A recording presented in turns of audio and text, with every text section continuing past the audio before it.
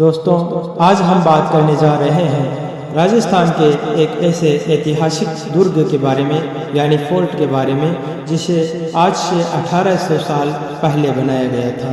अब इसे बनाने वाले कौन थे, इसके बारे में जानने के लिए हमें जानना होगा सिंधु घाटी सभ्यता के बाद के आर्यों के बारे में। आर्य वो जाति जिन्होंने भारतीय सिंधु सभ्यता के नष्ट होने के बाद एक बार फिर से भारत में जीवन रूपी सभ्यता का बीज बो दिया।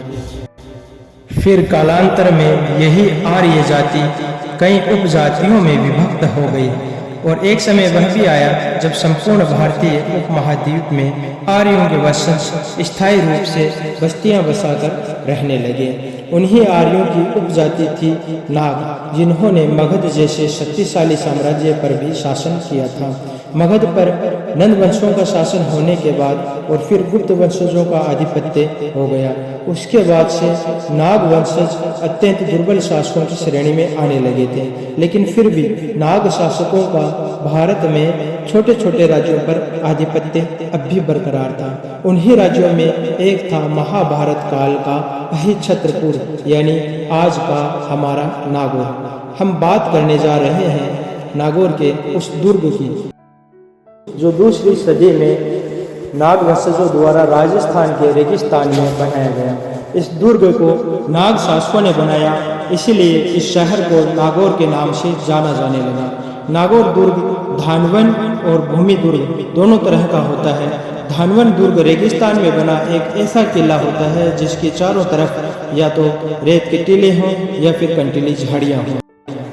इस किले को प्रारंभ में मिट्टी से बनाया गया था, लेकिन बाद के वर्षों में यहाँ बहुत से चेंजेस होते रहे। ऐतिहासिक दस्तावेजों के अनुसार मोहम्मद बाहलीन ने इसी दुर्ग में आश्रय लिया और इसका वापस निर्माण करवाया था। लेकिन अभी की जो भी संरचनाएं बनी हुई है या जो भी आर्किटेक्चर वगैरह बने हुए हैं, सभी के सभी राजपूत शासकों द्वारा बनाए गए हैं। और इस दुर्ग के आर्किटेक्चर यानी वास्तुकला की बात करें तो दुर्ग में 6 दरवाजे बनाए गए हैं, जिसका मेन गेट शिराय पोल के नाम से जाना जाता है। दुर्ग के प्रांगण में सुंदर बगीचा बना हुआ है, जिसके दोनों छोर पर 12 दरी नाम से विशाल बरामदे बने हुए हैं। प्रांगण के एक तरफ आभा महल है तो दूसरी तरफ है वक्त महल। हम आपको फिलहाल लेकर चलते हैं आभा महल की तरफ। इस आभा महल पे भित्ति चित्रों से दीवारों और छतों को डेकोरेट किया गया है। इसी आभा महल में राजा विश्राम भी किया करते थे, लेकिन फिलहाल हम आपको दिखा दे रहे हैं कि इसकी जो महीन बारीकी है, दीवारों पर जो सजावट की गई है वो कैसी है कि अभी तक इनका रंग वैसा का वैसा है और आज के टाइम में ऐसी बारीक जो कारीगरी है वो मिलना नामुमकिन के बराबर लगता है। दोस्तों, आप देखते रहिए इस कारीगरी को, तब तक हम आपको लेकर चलते हैं उस जगह पर जहां पर राजा पराये कर विश्राम के लिए बैठा करते थे। यह है वो जगह जहां पर राजा विश्राम के लिए बैठा करते थे। आप देख सकते हैं कि इसकी छत को किस तरह से डेकोरेट किया गया है, कितना अच्छा लगता है आज भी ये देखने में। आज भी इसकी चमक वैसी की वैसी है जैसी पहले जब इसे शायद बनाया गया था तब भी ऐसी ही रही होगी। दोस्तों, अब आपको हम दिखाते हैं वो सिंहासन जहाँ पर राजा बैठा करते थे।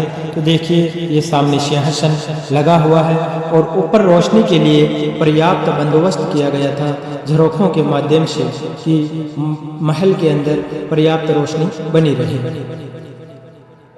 दोस्तों, अब आपको हम दिखाते हैं दीपक महल।